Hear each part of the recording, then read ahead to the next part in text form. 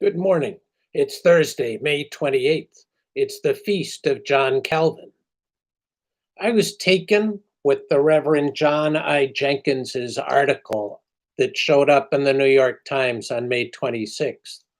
It's called Reopening Notre Dame.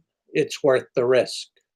And originally I had thought that the article might have been about the cathedral in Paris, but it's about the university.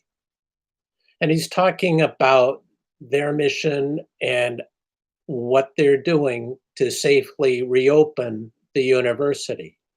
And he writes, how ought these competing risks be weighed? No science, simply as science, can answer that question. It is a moral question in which principles to which we are committed are in tension. The pivotal question for us individually and as a society, he writes, is not whether we should take risks, but what risks are acceptable and why. He says that in our classical humanistic educations, both Dr. Fauci and I came across the texts of Aristotle, who defined courage not as simple fearlessness, but as the mean between a rashness that is heedless of danger and a timidity that is paralyzed by it. To possess the virtue of courage is to be able to choose the proper mean between these extremes, to know what risks are worth taking and why. Perhaps what we most need now, he writes, alongside science, is that kind of courage and practical wisdom it requires.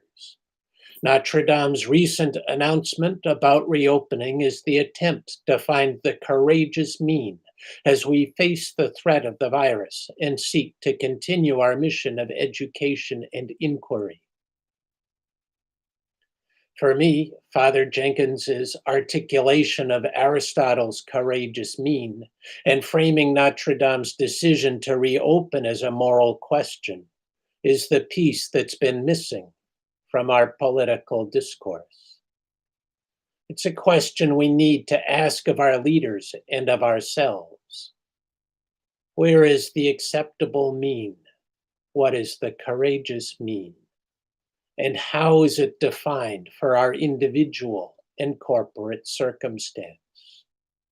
It's a moral question, and Father Jenkins has done a great service in framing the reopening, any reopening, as a moral issue. Wherever you are, may God bless you and keep you safe.